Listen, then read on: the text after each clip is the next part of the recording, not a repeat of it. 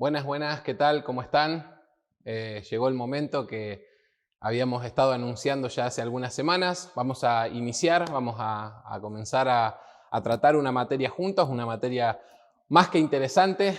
A mí me apasiona, es un tema que me gusta mucho. Siempre cuando era más chico, ¿no? Cuando quizá tenía mis 16, 17, 18 años y empecé a tener ciertas curiosidades, tenía muchas preguntas con respecto a los acontecimientos finales y siempre fue un tema delicado, ¿no? Como que había tantas posturas. Me acuerdo que con mi esposa cuando recién nos casamos había comprado un libro y yo estaba con ganas de poder leer y ir aprendiendo y bueno, el libro se trataba de un hombre, el autor, dándole con todo a otro autor acerca del mismo tema y por qué él estaba equivocado. Y creo que es uno de los temas quizá más controversiales que la iglesia maneja hoy en día, más allá de que hay muchas cosas en las que aún no nos ponemos de acuerdo, pero creo que es un tema que va a ser bueno poder tratarlo juntos. Y como es un tema delicado, nos gustaría ir desde lo más simple a lo más complejo, no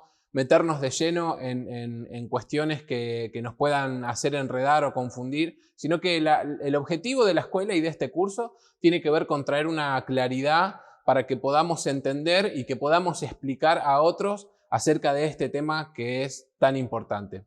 Así que para poder ir iniciando, para poder ir dándole forma a esta clase, creo que uno de los errores más comunes que nos ha tocado con respecto a este tema, ¿sí? Apocalipsis, Mateo 24, Tesalonicenses, Isaías, Zacarías y otros pasajes que hablan acerca de estos temas, creo que uno de los temas quizá más graves tiene que ver con el miedo, ¿no?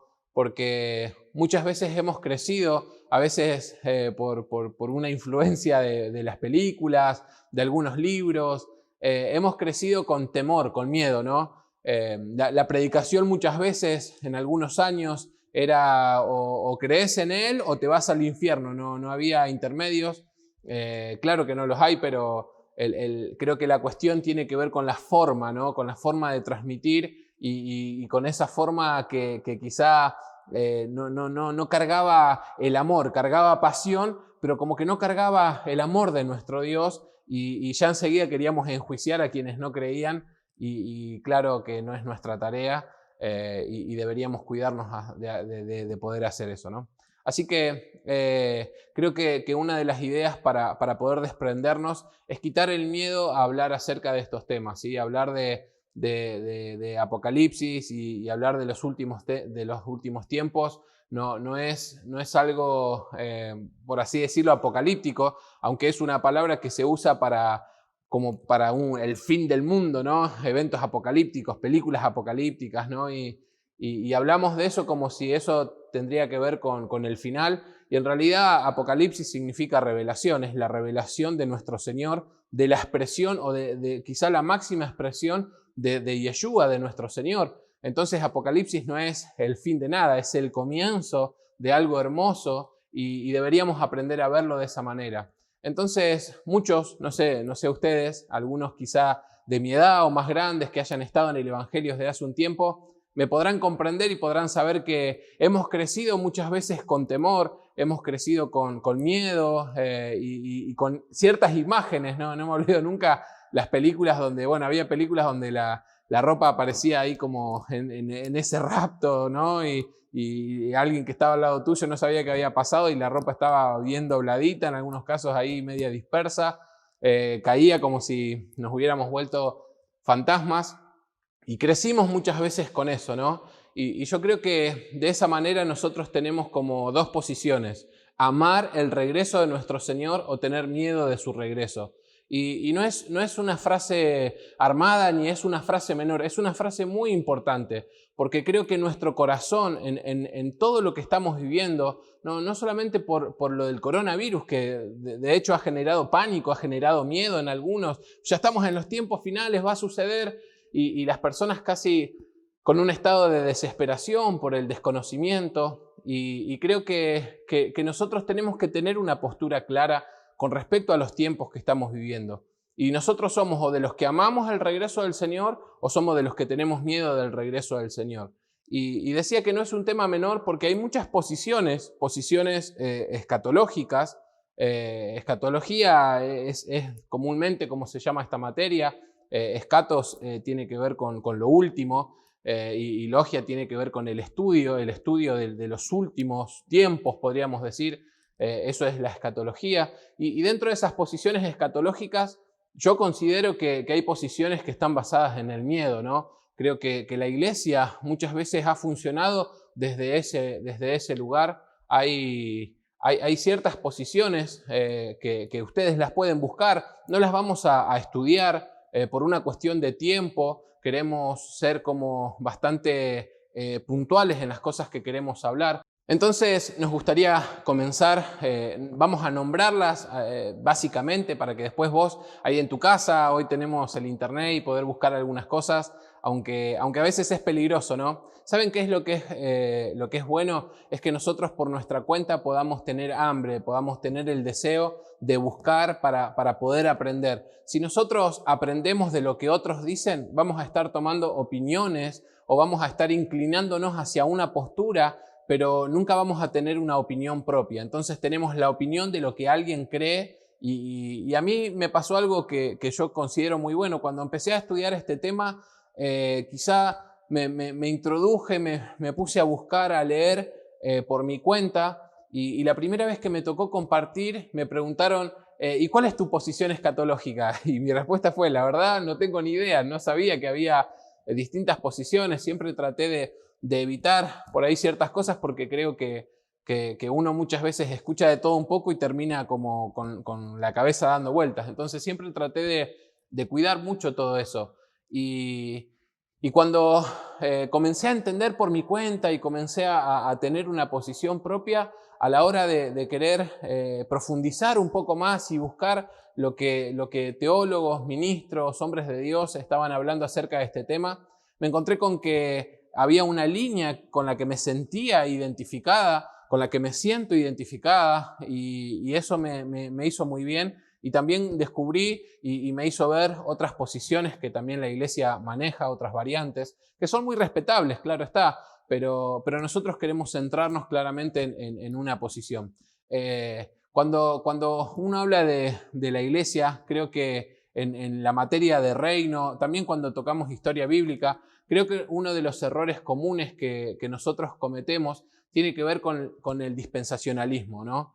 Y de hecho hay una posición escatológica que está basada en el dispensacionalismo. Tiene un fundador que es John Nelson Darby, creo que era inglés o escocés, y él trajo toda una teología, podríamos decir, que incluso en los institutos bíblicos se enseña hasta el día de hoy, cuando se enseña acerca de las dispensaciones. O sea, no es algo bíblico, sino es parte de una teología que un hombre creó, y muchos conocerán a Scofield, ¿no? De la Biblia Scofield, que en su momento fue una de las más famosas, fue de las más vendidas, y Scofield fue el que de alguna manera popularizó lo que John Nelson Darby había iniciado acerca del dispensacionalismo. ¿Y por qué hablamos de esto? Primero, por dos cosas. Primero, porque el dispensacionalismo lo que hizo es que nosotros separáramos la ley de la gracia. La dispensación de la ley terminó y comenzó la dispensación de la gracia. Eso no es verdad. De hecho, tenemos ahí algunos videos que hemos podido hacer explicando básicamente,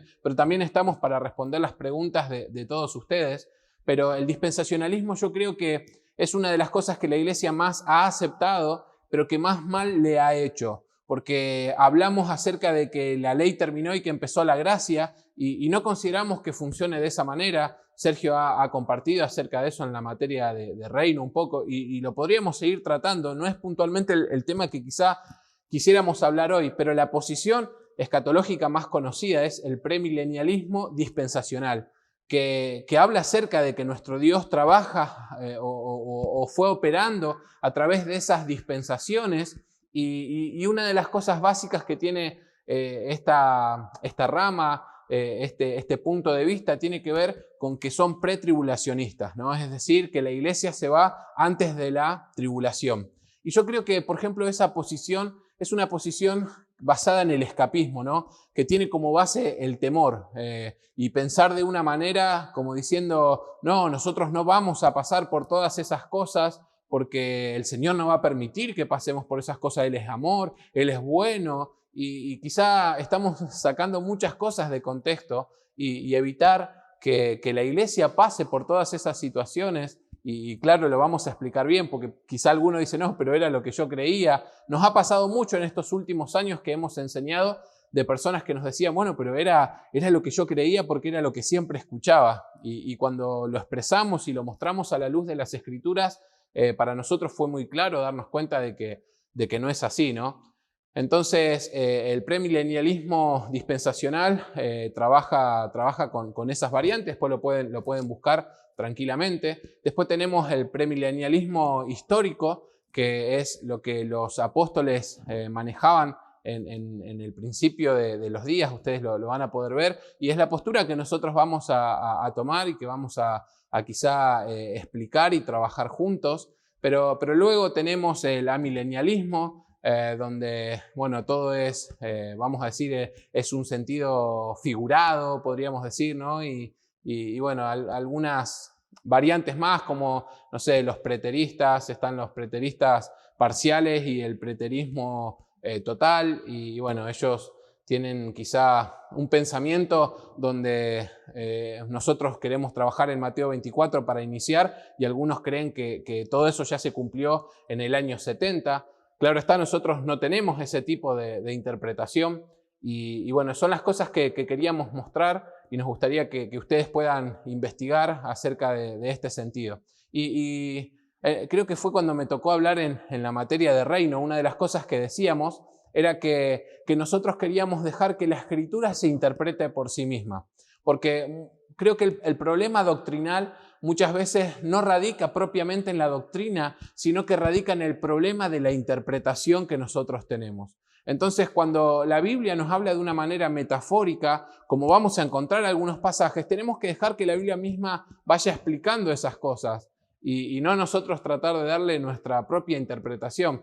Y cuando la Biblia es literal, no podremos decir que es figurado o que es metafórico, porque nos está mostrando claramente que es literal. Entonces, creo que esas son las cosas con las que quisiéramos iniciar para tener ciertos cuidados y poner en balanza algunas cosas y saber dónde estamos parados.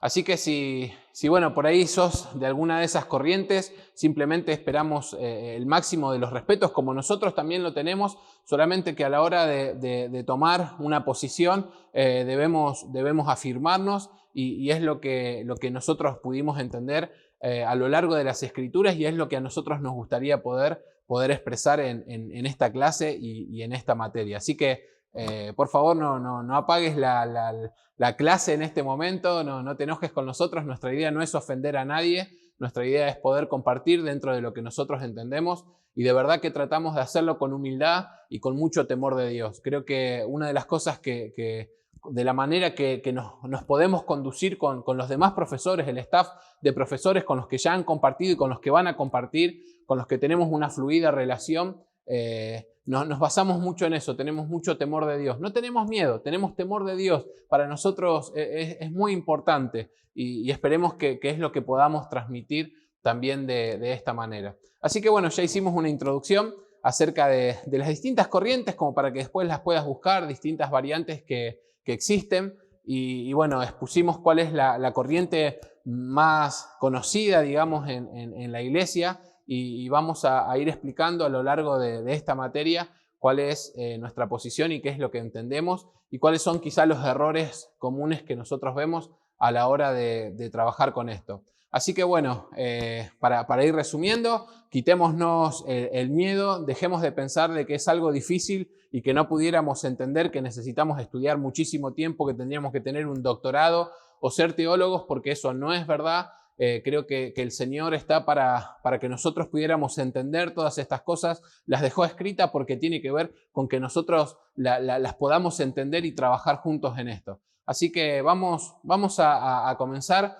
y para iniciar me gustaría que puedas y estos días leer Mateo capítulo 21, 22, 23, 24 y 25 como una tarea, ¿sí? Quizás si le querés dar pausa al video y poder leer esos pasajes, esos capítulos, me parece súper necesario, porque muchas veces iniciamos, a mí me gusta mucho personalmente cuando trato un tema poder ver el contexto en el que se está moviendo todo, ¿no? Y a veces los pasajes, cuando nosotros los separamos en capítulo 21, 22, 23, 24, terminan siendo quizás, forman parte, yo a veces digo, tendrían que ser el mismo capítulo porque es un todo. Y así que bueno, es nuestra recomendación de que puedas arrancar, ¿sí? Mateo 21, 22, 23, 24 y 25 para poder iniciar juntos esta parte. Bien, como dijimos, si nosotros nos centramos directamente en Mateo 24 sin ver el contexto, quizá nos cueste un poco más entender algunas cosas. Así que a mí me gustaría que puedas marcar, me imagino ahí siempre motivamos y pedimos que tengas tu cuaderno de anotaciones, tu Biblia, para poder ir haciendo anotaciones de las cosas que más te llaman la atención, o si tenés una pregunta la podés marcar para que después las podamos charlar juntos. Pero había un contexto dentro de todo lo que nuestro Señor venía trabajando y hablando. Así que me gustaría que puedas ahí marcar y buscar en tu Biblia, en el libro de Hebreos, capítulo 9, verso 28. Dice así, así también Cristo fue ofrecido una sola vez para llevar los pecados de muchos y aparecerse por segunda vez sin relación con el pecado para salvar a los que le esperan. Parece un pasaje simple, pero para mí es un pasaje súper importante dentro de la comprensión de todo lo que estamos hablando. ¿Por qué? Porque creo que hay cosas que ni aún los discípulos llegaron a entender en ese primer momento. Así que ahí donde estás, volvemos a Mateo 24, no te olvides de este pasaje de Hebreos, ¿sí? Y cuando comenzamos a ver ahí en Mateo 24, lo leemos, dice, cuando Jesús salió del templo y se iba, se acercaron sus discípulos para mostrarle los edificios del templo. Respondiendo, él les dijo, ¿veis todo esto? De cierto os digo que no quedará aquí piedra sobre piedra que no sea derribada. Y estando él sentado en el monte de los olivos, los discípulos se le acercaron aparte diciendo, dinos, ¿cuándo serán estas cosas? ¿Y qué señal habrá de tu venida y del fin del siglo? Parecen tres preguntas. En realidad, si lo mirás bien, es una misma pregunta con quizá tres componentes, pero es la misma pregunta, ellos preguntándole cuándo iba a ser o cuál iba a ser la señal para que ellos puedan ver el fin del siglo, ¿no? ¿Cuándo serán estas cosas y qué señal habrá de tu venida?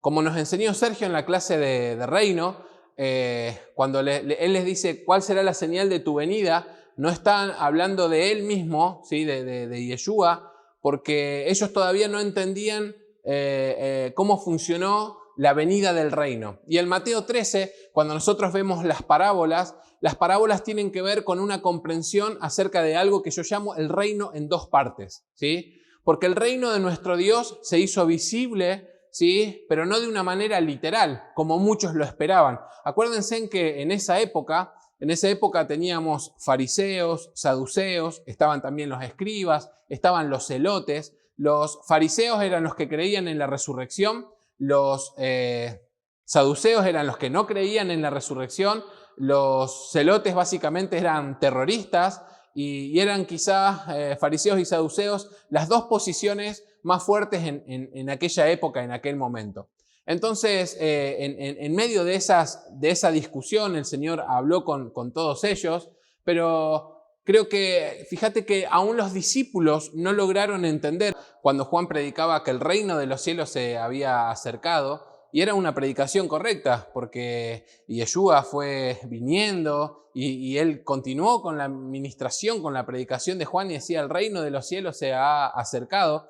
Y para muchos, quizá la interpretación que tenían acerca de cómo iba a suceder eso era un poco diferente a cómo se dieron las cosas. Fíjate este pasaje de Daniel, capítulo 2, verso 44.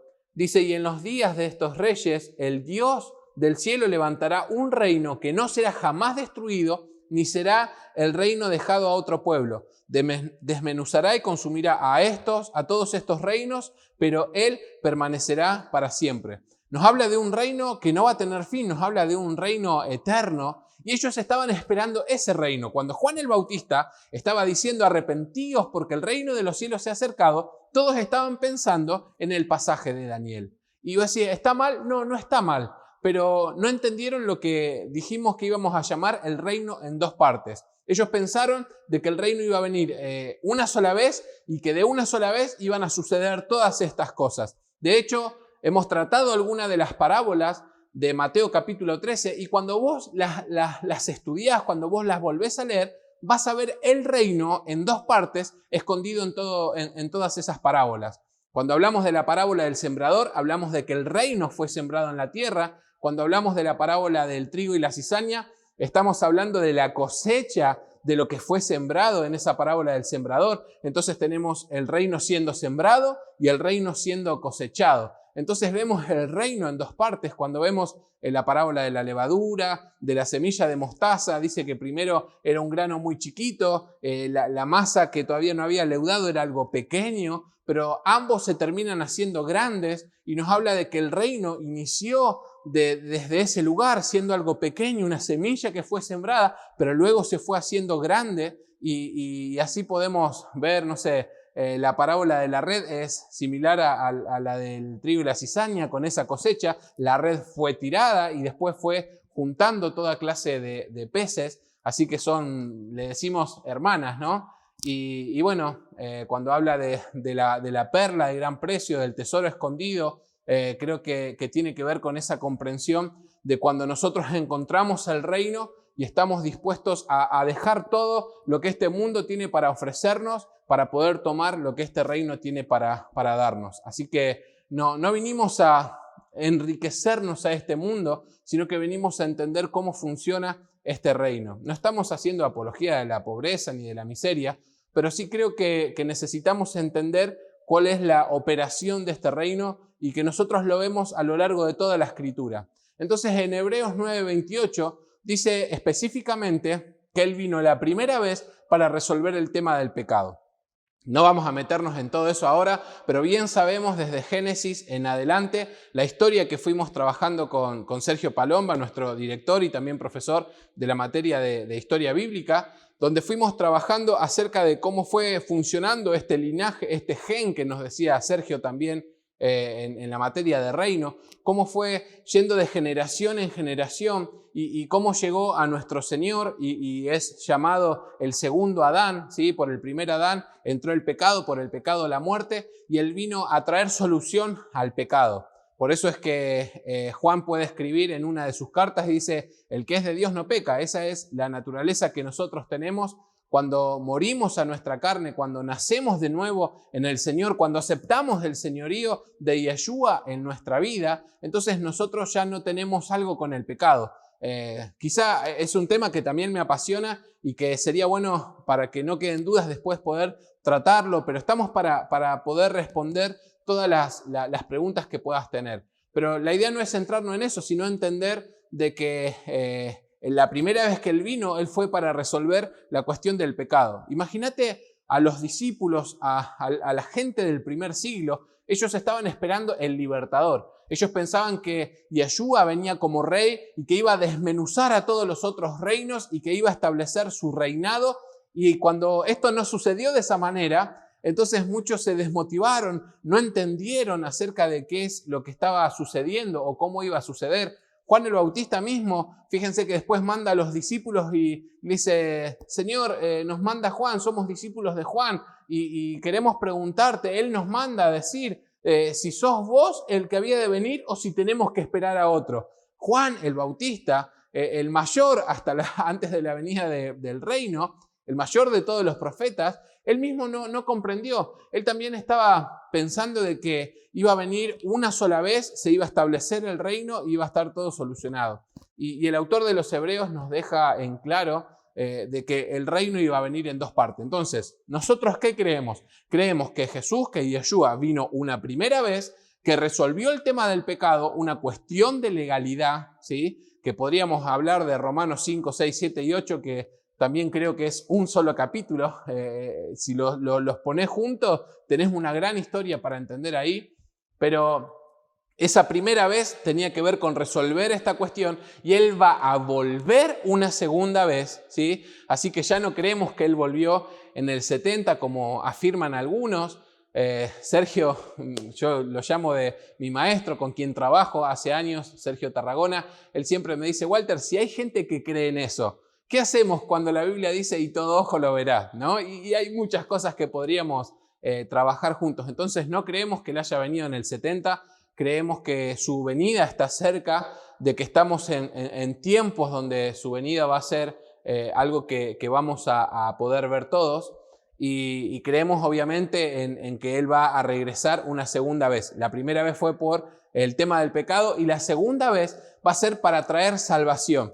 Y no solamente salvación, sino que Él va a venir a establecer ese reinado físico, geográfico, porque va a estar en un lugar específico, va a estar en Israel, va a estar en Jerusalén y va a estar establecido puntualmente en el monte de Sión.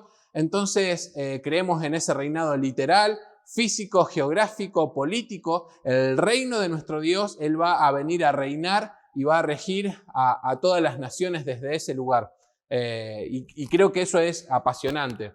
Pero necesitábamos mencionarlo porque quizás el contexto termina siendo muy importante y hablar del reino en dos partes tiene que ver con que hubo una primera venida y el segundo regreso, la segunda venida de nuestro Señor. Así que bueno, ahí estamos para poder continuar. Vamos a Mateo capítulo 24, ¿sí? Si podés tenerlo ahí, ya hemos comenzado a leer.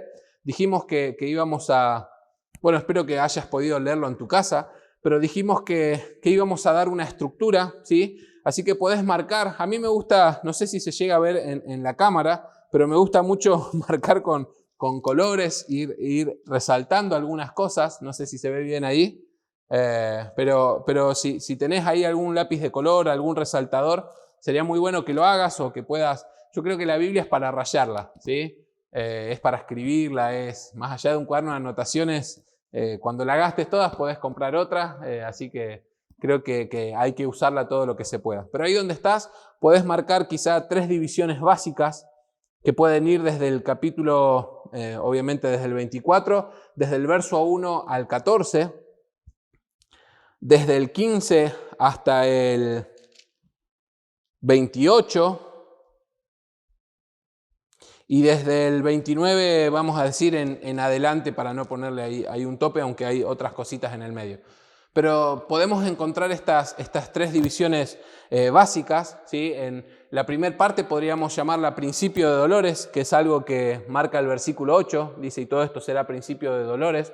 La segunda parte podríamos hablar de la gran tribulación, ¿sí? Que es lo que nos habla ahí en el 21, porque habrá entonces gran tribulación, así que podemos llamarle gran tribulación. Y la tercera parte, desde el 29 en adelante, tenemos el titulito que dice la venida del Hijo del Hombre, ¿sí? Es un título que ya vamos a explicar por qué el Hijo del Hombre, pero es el regreso de nuestro Señor, ¿sí? Así que básicamente lo podemos dividir en esa estructura para poder estudiarlo, digamos, de una manera puntual y no perdernos en el camino, ¿sí? Pero dentro de esa estructura, cuando nosotros iniciamos, ¿sí? Hay una charla que el Señor tiene con sus discípulos, vamos a leerlo juntos, vamos a iniciar.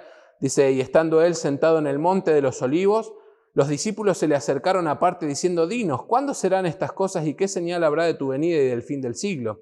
Respondiendo, Yeshua les dijo, mirad que nadie os engañe, porque vendrán muchos en mi nombre, diciendo yo soy el Cristo, y a muchos se engañarán, y oiréis de guerras, de rumores de guerras, mirad que nada os turbéis, porque es necesario que todo esto acontezca, pero aún no es el fin. Porque se levantará nación contra nación y reino contra reino, y habrá pestes y hambres y terremotos en diferentes lugares, y todo esto será principio de dolores. Entonces os entregarán a tribulación y os matarán y seréis aborrecidos de todas las gentes por causa de mi nombre. Muchos tropezarán entonces y se entregarán unos a otros y unos a otros se aborrecerán. Y muchos falsos profetas se levantarán y engañarán a muchos, y por haberse multiplicado la maldad, el amor de muchos se enfriará. Mas el que persevere hasta el fin, éste será salvo. Y será predicado este evangelio del reino en todo el mundo para testimonio a todas las naciones, y entonces vendrá el fin, ¿sí? Entonces esta es la primera subdivisión que hacemos del capítulo 24 de Mateo, ¿sí? Le pusimos como nombre que lo encontramos ahí, principio de dolores, y acá encontramos el Señor hablando de ciertos aspectos que nos gustaría mencionar. Así que realmente te pido que tengas ahí un cuaderno para poder ir anotando, más allá que van a estar las anotaciones, que después hacemos el cuestionario, pero creo que nos queda de otra manera cuando vamos ahí trabajando y anotando juntos. Entonces, vamos a hacer dentro de esta parte que vamos a tratar en esta clase, vamos a hacer otra división, ¿sí? que podés encontrar ahí. Vamos a ir desde el capítulo 1 hasta el capítulo, desde el versículo 1 hasta el versículo 3, ¿sí? Podés ahí anotarlo. Podemos ver esto como esa introducción. Y para entender esta introducción dijimos que era necesario leer lo que el Señor venía haciendo y las cosas que venía hablando para que los discípulos le pregunten acerca de eso. Recordad que todavía los discípulos no tenían la comprensión del reino en dos partes. Entonces, cuando le hablaban de la venida, ellos hablaban acerca del reino. Decís, pero ¿por qué resaltás eso? Mirá, Hechos, capítulo 1, esto es algo que necesitamos recordar cuando vayamos a hablar de Israel, porque dice que en el primer tratado, o Teófilo, hablé acerca de todas las cosas que Yeshua comenzó a hacer y a enseñar, hasta el día en que fue recibido arriba, después de haber dado mandamientos por el Espíritu a los apóstoles que había escogido, a quienes también después de haber padecido se presentó vivo con muchas pruebas indubitables, apareciéndoseles durante 40 días y hablándoles acerca del reino de Dios, ¿sí? Entonces, cuando Él resucita, se les aparece a los discípulos y dice que estuvo 40 días hablándoles acerca del reino de Dios, ¿sí? Dice, y estando juntos les mandó que no se fueran de Jerusalén, sino que esperasen la promesa del Padre, la cual les dijo, oísteis de mí, ¿sí? Entonces, vamos al verso 6. Dice, entonces los que se habían reunido le preguntaron diciendo, Señor, ¿restaurarás el reino a Israel en este tiempo? Y yo siempre digo cuando cuando leemos esa parte, vos pensá esto. El Señor pasó 40 días después de haber resucitado, con pruebas indubitables, dice, ¿no? Y hablándoles acerca del reino de Dios, y la respuesta de ellos es la siguiente, ¿sí? El verso 6, podés marcarlo. Entonces los que se habían reunido le preguntaron diciendo, Señor, ¿restaurarás el reino a Israel en este tiempo? Entonces yo siempre digo esto, o entendieron todo o no entendieron nada, porque el Señor les habló del reino de Dios y cuando les termina, no sé si te pasó alguna vez, que cuando vos le estás explicando algo a alguien con ganas y pasás tiempo y le dedicás y le explicás y después de un tiempo te salen con otra cosa como si nunca te hubieran escuchado y vos te quedás pensando como, pero vos me escuchaste, estabas acá cuando te hablé. Bueno, podemos pensar de esa manera. Los discípulos entendieron todo o no entendieron nada, ¿sí? Y cuando hablemos de Israel, vamos a explicar de que ellos entendieron todo. De que el reino, que lo que ellos pensaron del restablecimiento del reino de Israel tenía mucho que ver con el reino de Dios, o por no decir todo, ¿no? Pero eso lo vamos a tocar ahí cuando hablemos de Israel. Así que seguimos ahí en Mateo capítulo 24 para entender y explicar de que ellos, en un primer momento, ellos no entendían lo del reino en dos partes, así que cuando ellos le preguntaron cuándo van a suceder estas cosas, le estaban preguntando cuándo iba a venir el reino, ¿sí? Y obviamente vos pensás, y yo siempre uso mucho la imaginación, pero yo me imagino ellos esperando un rey que iba a desmenuzar a los otros reinos y terminaron con un hombre crucificado. Para el judaísmo eso era algo como nuestro Mesías, el que estamos esperando, crucificado, muerto. No puede ser nuestro Mesías, porque nuestro Mesías va a ser un guerrero que va a desmenuzar a todas las naciones, va a establecer su reinado. Eso era lo que ellos estaban esperando y obviamente no entendieron cómo el funcionamiento del reino. Así que obviamente las materias que venimos dando como reino, historia bíblica, son dos materias muy importantes, así que si todavía no viste todos los videos, espero que estés poniéndote al día porque son muy importantes para todo lo que estamos trabajando. Entonces, en esta introducción vamos desde el verso 1 al verso 3 y desde el verso 4 hasta el verso 8 nosotros tenemos como los inicios de los dolores de parto, ¿sí? Si dijimos que íbamos a hacer una subdivisión dentro de la subdivisión que habíamos hecho anteriormente. Así que dentro de esta primera parte que vamos a tocar hoy, estamos hablando de de esta segunda parte, ¿sí? Los principios de los dolores. Y desde el verso 9 hasta el verso 14 podríamos hablar de los dolores más fuertes, ¿no? De cuando ya hay algo que tiene una forma, que ya fue establecido. Así que lo podés marcar ahí en tu Biblia de esa manera para poder entenderlo mejor. Vamos a arrancar mencionando, haciendo un listado juntos acerca de las advertencias y de las señales que el Señor les hizo. Pero, ¿sabes? Me gustaría que vayamos ahí en el mismo capítulo 24 para poder marcar lo que vamos a hablar a continuación. Desde el 24 vamos a leer el 32. Dice, de la higuera aprended la parábola, cuando ya su rama está tierna y brotan las hojas, sabéis que el verano está cerca. Así también vosotros, cuando veáis todas estas cosas, conoced que está cerca a las puertas. De cierto os digo que no pasará esta generación hasta que todo esto acontezca. ¿Sabes lo que nos está diciendo acá? Nos habla de la parábola de la higuera, ¿sí? que tendríamos que aprender. Dice, cuando ya su rama está tierna y brotan las hojas, sabéis que el verano está cerca. Es algo que el Señor, cuando hablaba de las señales también, dice, ustedes hombres malos, vamos a decirlo así, ¿no? Que saben medir los tiempos naturales, que cuando hay una nube y parece que está por llover, se dan cuenta que está por llover, pero no son capaces de percibir las señales que yo les estoy mostrando. El Señor habla de algo parecido en este pasaje, y donde dice, gente, ustedes tienen que entender esto. Cuando las hojas comienzan a florecer, cuando la rama está tierna, ustedes saben que el verano está cerca, ¿sí? Lo que nos está diciendo es que nosotros vamos a percibir cuando estos acontecimientos comiencen a suceder. ¿Por qué decimos esto? Primero, para poder explicar que todavía no iniciamos todo lo que Mateo 24 nos está mencionando. Algunos con el coronavirus, uno comenzó a escuchar, ¿no? Acerca de los sellos y de los últimos tiempos. Quizás es el tiempo propicio para hablar de este tema, pero es el tiempo propicio para traer claridad acerca de este tema. Sigue diciendo así, dice, así también vosotros cuando veáis todas estas cosas, todas las cosas que vamos a mencionar ahora, ¿sí? Conoced que está cerca a las puertas. De cierto os digo que no pasará esta generación hasta que todo esto acontezca. Este pasaje ha sido interpretado de la manera para nosotros equivocada, en el sentido de que ellos pensaban de que era esa generación de la que estaba hablando, la generación de los discípulos, de lo que estaban escuchando ese mensaje. Por eso es que muchos creen de que todo esto ya aconteció, de que pasó en el 70, de que Él ya vino y de que ahora estamos en la era de la plenitud de la iglesia. Y permitime dar mi interpretación, nuestra interpretación como instituto. Y entendemos que cuando dice que no pasará esta generación hasta que todo esto acontezca, está hablando de la generación en la que iban a ocurrir todas esas cosas. Es decir, que no va a ocurrir en un lapso muy grande de tiempo, sino que va a ocurrir en una generación, ¿sí?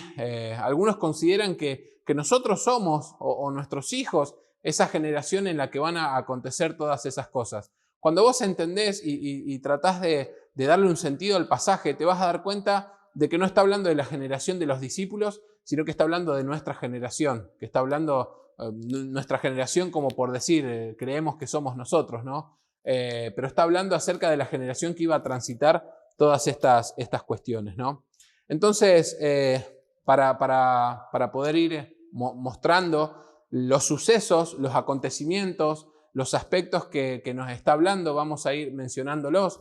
El primero tiene que ver con el versículo 4, cuando dice, respondiendo Yeshua les dijo, acuérdense que la pregunta era, ¿cuándo serán estas cosas y qué señal habrá de la venida de tu reino y del fin del siglo?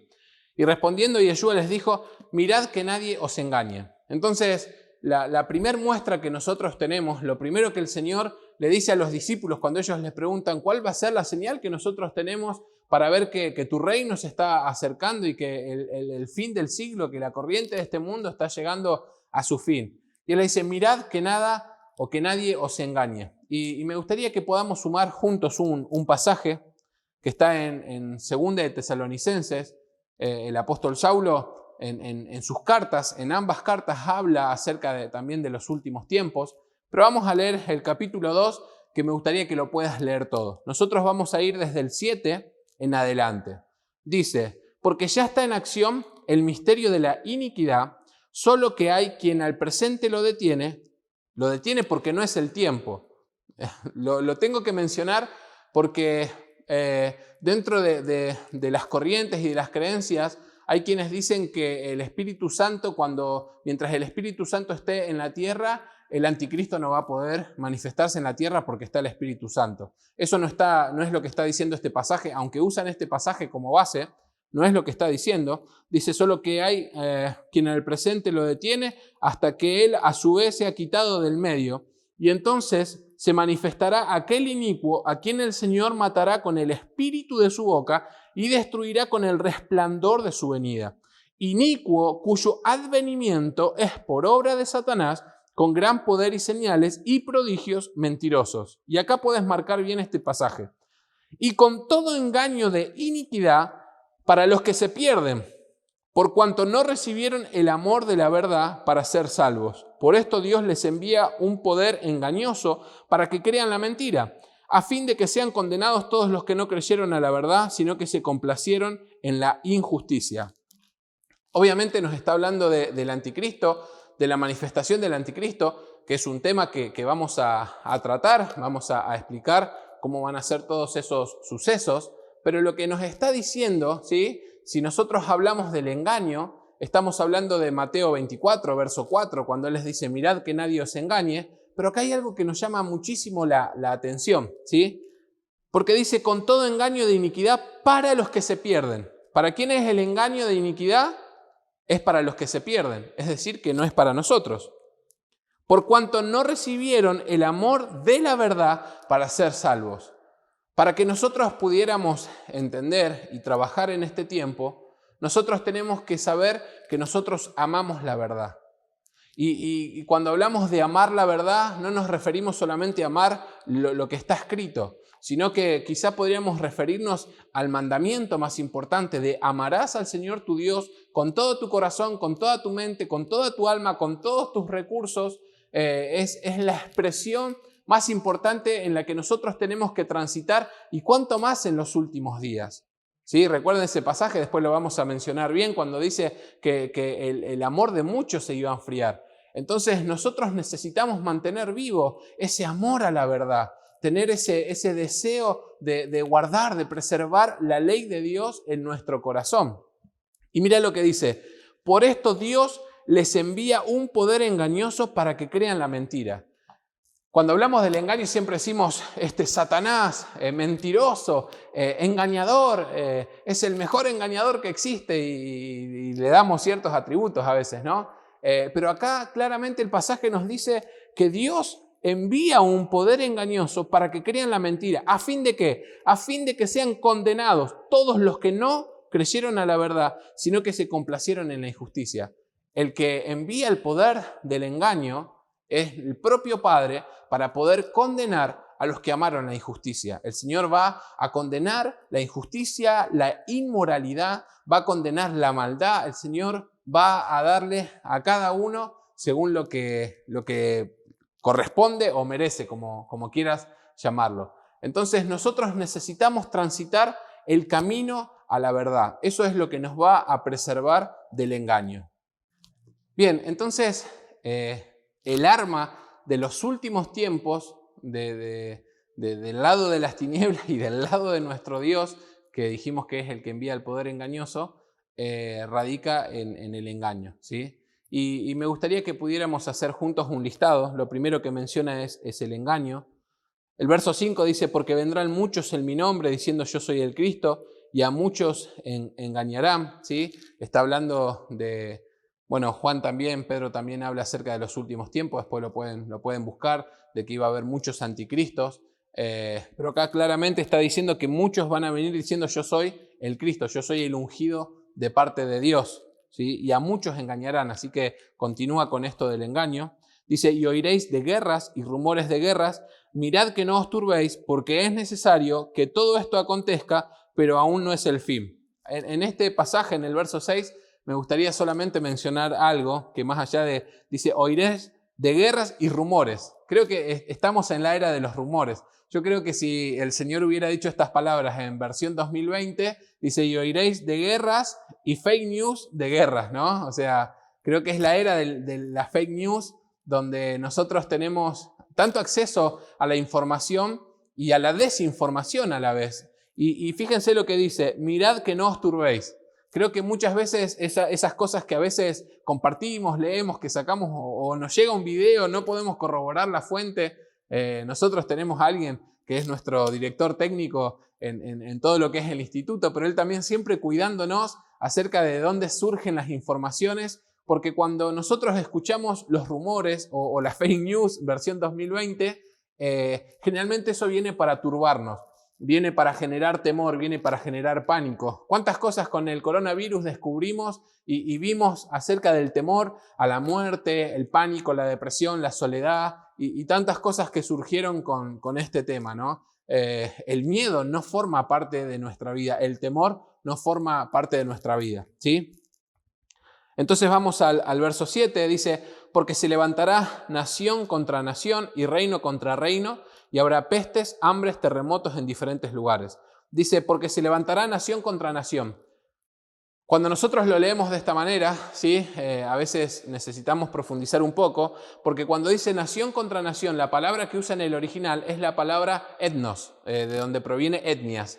Entonces no está hablando de países contra países, sino que está hablando de etnias. Está hablando de ideologías, ¿sí? Está hablando de racismo, blancos contra negros, judíos contra, no sé, está hablando de eso, ¿no? Hoy vemos mucho con todo esto acerca de pañuelos verdes, pañuelos azules, acerca del feminismo y las ideologías que están manejando. Entonces, cuando dice que se levantará nación contra nación, está diciendo que va a haber una guerra de ideologías, que va a haber literalmente enfrentamientos y es algo que quizá hemos comenzado a transitar, pero obviamente todo esto está hablando de una magnitud mucho más grande. Así que cuando es nación contra nación, podés anotar que no es país contra país, sino que es etnia contra etnia. Es un grupo de personas con un tipo de ideología o de pensamiento específico, ¿sí?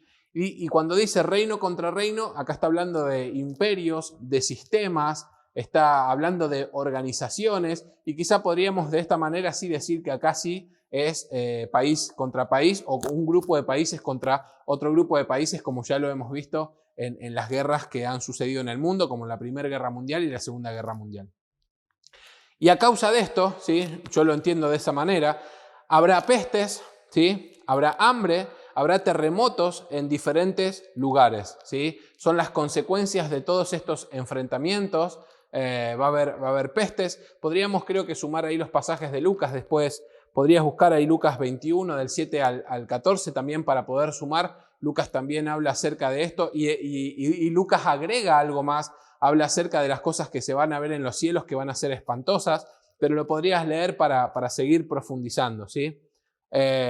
Y el verso 8 dice, y todo esto será principio de dolores, ¿sí? Entonces, nosotros tenemos que entender que son las situaciones que el mundo va a vivir y que son las señales que nosotros tenemos que entender para estar preparados. A ver, todo esto no viene para generarnos temor. Uy, pero nosotros vamos a pasar por todo eso. No, pero ¿y dónde está el amor de Dios? Creo que cuando lo miramos desde un aspecto maduro y vamos a explicar algunas cosas, no es temor lo que nos llena, sino que podemos ver el amor de Dios a través de todo esto, porque es la introducción del Señor trayendo juicio para poder establecer su reino. Es algo que Él mismo lo dijo de esa manera, ¿sí?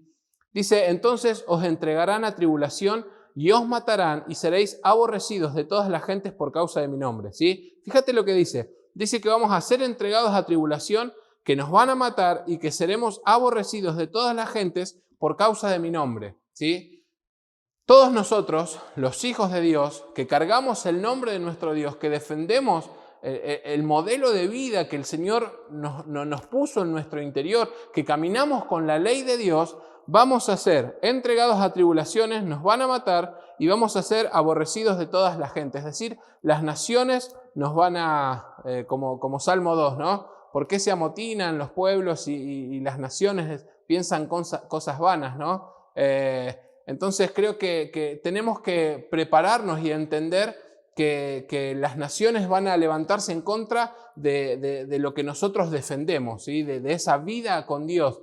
Cuando ellos vivan en todo su estado de inmoralidad y todas las cosas que se van a ir potenciando y nosotros hablemos en contra de todas esas cosas, vamos a ser odiados, vamos a, como dice Mateo 5, ¿no? Más bienaventurados sois cuando por mi causa os vituperen, os persigan y digan toda clase de mal de vosotros mintiendo. Entonces creo que forma parte de nuestra vida. No podemos evitar escaparnos de esas cosas. Creo que es el evangelio que nosotros tenemos que abrazar y entender qué es lo que nuestro Dios nos mandó hacer. A ver, quiero ser puntual en algo para que quede claro.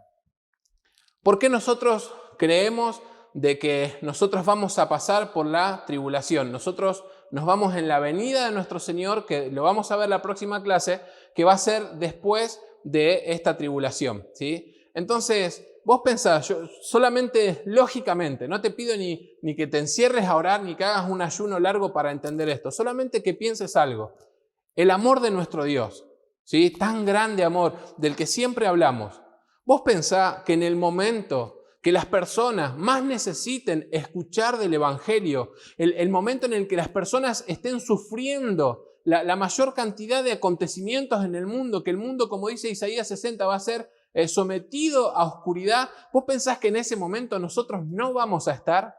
¿Que vamos a estar riéndonos desde el cielo? ¿No? Y no nos vamos a lavar las manos. No. El momento en el que más las personas nos van a necesitar, nosotros tenemos que estar ahí, porque el momento en el que va a ser predicado ese evangelio va a ser el momento en el que la tribulación esté como no sé si en su máxima expresión, pero cuando esté sucediendo todas estas cosas, es donde las personas más van a necesitar del evangelio, de tu evangelio, del evangelio que vos tenés que hablar.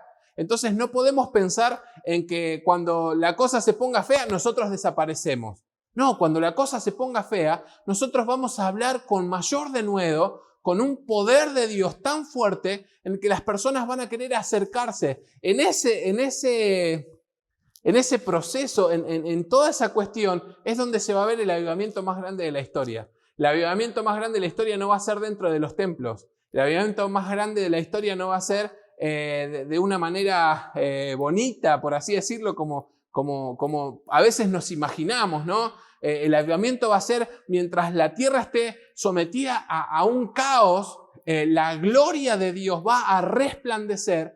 Te invito a que leas Isaías 60 y que veas que cuando las tinieblas estén en su pico más fuerte, más alto, el poder y el evangelio de Dios va a estar por encima de eso. Y eso es lo que el apóstol Saulo habla cuando dice que donde abundó el pecado, sobreabundó la gracia. Nunca el pecado va a tener más poder que el poder de Dios, que la gracia de Dios. La gracia de Dios es el poder de Dios para vencer el pecado. La gracia es poder para vencer el pecado. La gracia es la capacidad de vivir una vida santa, de poder enseñorearte vos del pecado y no que el pecado se enseñoree de vos. Entonces nosotros no podemos pensar en escaparnos, no podemos pensar que nos vamos a ir antes de que todo esto suceda, sino que nos vamos a ir cuando el Señor venga, y el Señor viene claramente, leyendo Mateo, después de esta tribulación, que es algo que obviamente me estoy adelantando a nuestra siguiente clase, pero me gustaría que quede claro para dejar sentado y poder ir estableciendo poco a poco la posición que queremos dejar, ¿sí? Me perdí donde nos quedamos, así que muchos tropezarán entonces, ¿sí? Leímos el verso 9, os entregarán a tribulación, os matarán, seréis aborrecidos de todas las gentes por causa de mi nombre. Verso 10, muchos tropezarán entonces y se entregarán unos a otros, se aborrecerán. ¿Sabe lo que está hablando? Está hablando de traición, ¿sí? Es algo que va a suceder, porque dice que muchos tropezarán y se van a entregar unos a otros. Es decir, que, a ver, si estuviéramos en un salón físico compartiendo unos con otros, yo te diría que mires al de al lado así de reojo. Así que si estás en tu casa con alguien, mira a alguien de reojo, porque dice que en ese tropiezo, en todas estas cosas que vamos a vivir, muchas personas van a traicionar aún a sus propios hermanos. La traición va a formar parte de lo que nos toca vivir, ¿no? Así que hay que estar preparados. Dice, y muchos falsos profetas se levantarán y engañarán a muchos. ¿Sí? De vuelta volvemos a mencionar el engaño. Esta vez habla de falsos profetas. Dice, y por haberse multiplicado la maldad, el amor de muchos se enfriará. Un pasaje que mencionamos recién. Esta palabra, cuando dice, por haberse multiplicado la maldad, tengo anotado acá para que puedas buscar. La palabra que utiliza para maldad es anomía, ¿sí? Seguramente tenemos la plaquita ahí, estás mirando en la Strong. Anomía es la palabra griega número 458 y significa maldad, violación de la ley, y la raíz significa sin ley. ¿Sí? Ahí estamos con la plaquita, estás mirando, porque lo que está diciendo es que por haberse multiplicado las personas que no tienen la ley, por haberse multiplicado las personas que quiebran con esa ley, ¿sí? A causa de eso, la maldad, a causa de esa multiplicación, el amor de muchos se va a enfriar. Entonces, la inmoralidad, las cosas que venimos hablando, se van a multiplicar, van a ser multiplicados. Y vieron cuando alguien se escandaliza por algunas cosas, no, creo que tenemos que estar preparados para poder ver con nuestros ojos esa multiplicación de esas personas que quiebran la ley de Dios. Imagínate si hoy hay cosas que por ahí a algunos le incomodan, le ponen mal. Vos pensás que ese quiebre de la ley de Dios, como el aborto, como el matrimonio igualitario y demás cosas que hoy tenemos en el mundo, hoy quizá todavía lo podemos seguir hablando de esta manera, pero en otro momento quizás nos quieran censurar. Pero la cuestión es que todo eso se va a multiplicar. La iniquidad, esa práctica pecaminosa se va a multiplicar, y a causa de eso muchas personas van a decir, pero Dios, ¿cómo vas a permitir todo esto? ¿Cómo vos? ¿No? Vieron que hay personas que a veces tratan de justificar cosas y decirle a Dios cómo tiene que manejar. Gente, tenemos que estar preparados, nuestro corazón tiene que estar preparado. No estoy diciendo que nos quedemos sentados en nuestra casa sin hacer nada, no estoy diciendo eso. Estoy diciendo que tenemos que estar preparados para los momentos en los que vamos a ver y a vivir la mayor vida de perversión alrededor nuestro, ¿no? Hoy nos escandalizamos con algunos videos que llegan, ¿no? Acerca de lo que enseñan en las escuelas y de cosas que quieren imponer, pero necesitamos estar preparados y mantener sobre todas las cosas ese amor a nuestro Dios, ese amor a todo lo que nuestro Dios estableció de una manera firme en nuestro interior. Necesitamos perseverar y crecer en ese amor. Dice, mas el que persevere hasta el fin, este será salvo. Justamente, ¿no? Esa es nuestra tarea, es perseverar. ¿Está bien? Dice, y será predicado este evangelio. Acá me gustaría que puedas resaltar, ¿sí? Si marcaste ya el pasaje, marcalo ahí con rojo, esta palabra este evangelio, no cualquier evangelio, este evangelio, el evangelio del reino, ¿sí? Y lo que venimos trabajando en la materia reino, nos hace entender que el reino es el tema de la Biblia. Si nosotros tendríamos que elegir un tema, podríamos hablar de muchas cosas, ¿no? Pero el evangelio del reino es el evangelio del reino eterno. Es un evangelio que lo encontramos desde el principio. El Edén fue el primer reino, Adán fue el primer rey, lo encontramos en Salmos cuando dice que fue coronado de gloria y de honra. No nos queremos meter en esos detalles, pero obviamente las cosas que hablamos es porque tenemos un sustento para poder hablarlas. Tratamos de ser lo más bíblico posible. A veces cuando hablo me gusta usar mucho la Biblia para poder sentar bases, ¿no? Para que no queden como ideas de alguien que está hablando, sino de alguien que con mucha humildad trata de interpretar lo que la Biblia y lo que el Señor nos permite entender a través de ella. Así que el Evangelio, nosotros tenemos que aprender a ver la Biblia como un todo, no por partes. Nosotros tenemos los libros, están separados, pero nosotros tenemos que ver que la Biblia es un libro que cuenta una historia. La historia desde el inicio, desde el primer reino, desde la caída, desde cómo el hombre fue sometido a la ley del pecado y de cómo Yeshua vino esa primera vez para librarnos del pecado y cómo su reino va a venir a establecerse para gobernar y es una misma historia, no son varias historias. Quizás son varias historias dentro de una gran historia. Y a veces nos perdemos en las pequeñas historias y no nos damos cuenta que hay una gran historia aconteciendo. Por eso te animo ahí, o te habrás dado cuenta si ya viste la materia de historia bíblica, cómo todo forma parte de una misma cosa, ¿sí? Eso es lo que a mí me gusta mucho de la escritura, ¿no? Que me lleva a perderme en ella y nos afirma y nos asegura de que la Biblia no es un invento, claro está. Creo que no hay científico tan elocuente y con un IQ tan alto que pueda desestimar lo que la Biblia es.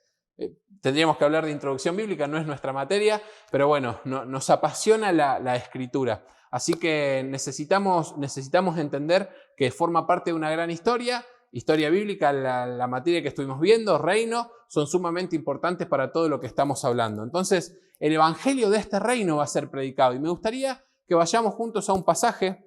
Ahí tenemos la plaquita. Apocalipsis, capítulo 14, también nos habla de algo de esto que está muy relacionado. Apocalipsis 14, versos 6 y 7, dice así. Dice, vi volar por en medio del cielo a otro ángel que tenía el evangelio eterno para predicarlo a los moradores de la tierra, a toda nación, tribu, lengua y pueblo, diciendo a gran voz, temed a Dios y dadle gloria, porque la hora de su juicio ha llegado, y adorad a aquel que hizo el cielo y la tierra, el mar y las fuentes de las aguas. ¿Sí? Podés ahí marcar ese pasaje, ¿sí? Porque Mateo 24 nos dice que este evangelio del reino será predicado en todo el mundo, para testimonio a todas las naciones, y entonces vendrá el fin. Entonces lo que nos dice, que es lo mismo que habla Apocalipsis a lo que nos está hablando Mateo 24, es un ángel que tiene el evangelio eterno para predicarlo a todas las naciones, a toda tribu, lengua, pueblo y nación. Dentro de ese contexto, lo que nosotros acabamos de enumerar son 9 situaciones, quizá negativas, que podríamos verlas como si fuera algo malo, que es como muchas veces se lo ve. De hecho, obviamente cuando hablamos de pestes, terremotos, hambre, cuando hablamos de traición, cuando hablamos de la maldad siendo multiplicada, no estamos hablando de cosas positivas, pero son 9 los aspectos que hemos enumerado. Eso va a estar dentro del material que vas a poder tener después de que terminemos esta clase. Pero después de estas 9 situaciones que hemos enumerado, nos encontramos con que el evangelio del reino va a ser predicado a todas las naciones. ¿Y sabes qué? Yo acá es donde veo lo de Joel 2 cumpliéndose, ¿no? De que el Señor iba a derramar de su espíritu sobre toda carne, y vuestros hijos iban a profetizar, y todas esas cosas hermosas que hemos hablado y que las vimos en parte en el cumplimiento en Hechos capítulo 2, nosotros lo vamos a ver en la plenitud de todo lo que ese pasaje nos estaba diciendo. Entonces, por lo menos dentro de mi consideración, este es el contexto en el que se va a dar este gran avivamiento. Muchos estamos orando y pidiendo y deseando que ese avivamiento venga, y realmente lo deseamos con todo nuestro corazón, pero yo creo que necesitamos entender el contexto. Fíjate, son 9 aspectos que podemos ir encontrando, pero de repente nos habla del evangelio que va a ser predicado, que el ángel va a descender con el evangelio eterno para ser predicado. Para mí ese ángel va a descender con poder, con el espíritu avalándonos a todos nosotros, si es que estamos en ese momento, para predicar de este evangelio, con señales, con prodigios, con maravillas, con las cosas que hemos entendido de parte de nuestro Dios para este tiempo, para las cosas que nos estamos preparando para ese tiempo. Entonces el contexto en el que ese evangelio va a ser predicado es en el contexto de estas 9 situaciones que estuvimos nombrando. No es un contexto para muchos quizá alegre, festivo, es un contexto bastante complicado, pesado, pero es para lo que nos estamos preparando, es para poder manifestar el amor de Dios. El juicio que nuestro Dios trae a través de todas estas situaciones es para que nosotros podamos ver y conocer de su amor. Así que en nuestra próxima clase vamos a hablar acerca de otros temas, pero no quiero que te quedes con una sensación negativa. Quiero que entiendas que enumeramos todas estas cosas para cerrar en el verso 14 con el evangelio que va a ser predicado. Imagínate, a todas las naciones van a recibir el testimonio, y esta palabra testimonio que encontrás acá, obviamente los que estudiaron Hechos 1:8, cuando dice: y recibiréis poder cuando haya venido sobre vosotros el Espíritu Santo y me seréis testigos. Esa palabra testigos es marturión, de donde se desprende la palabra mártir. Imagínate que nos está diciendo que hay personas que van a amar tanto el Evangelio, van a estar tan llenos del Espíritu como lo estaba Esteban cuando tuvo que hacer esa explicación con predicación, con todo el contenido de lo que Esteban habla ahí antes de que lo apedreen. Dice que Esteban estaba lleno del Espíritu. Nosotros vamos a estar tan llenos del Espíritu que vamos a tener la capacidad que tuvo Esteban, que mientras él estaba muriendo no estaba con miedo a la muerte, no estaba llorando diciendo: ¿por qué me haces esto, Señor? Sino que Esteban estaba mirando y decía: yo veo al Hijo a la diestra del Padre, veo al Hijo del hombre. Y dice: Señor, no le tengas en cuenta este pecado. Estaba tan lleno de amor, estaba tan lleno de poder, que él pudo cumplir la tarea de esa manera. Entonces, lo que nos dice es que vamos a hacer testimonio, es que vamos inclusive a predicar el Evangelio hasta la muerte. Y la muerte no nos genera nada a nosotros, los hijos de Dios. Ya vamos a hablar también de la resurrección, otro tema bien apasionante, para que entendamos que el Señor ya venció a la muerte, aunque la muerte todavía está vigente. Lo vamos a explicar, no quiero robarte más tiempo, me emociono y me quisiera hablar de todos los temas juntos. Espero que haya sido claro, que podamos manejar todo esto con tranquilidad, que lo podamos ir alimentándonos poco a poco. A veces me acelero un poco, te pido disculpas. Espero que esta clase te haya gustado y de esta manera damos inicio a esta materia sobre el fin de los tiempos. Un placer haberte servido. Muchas gracias.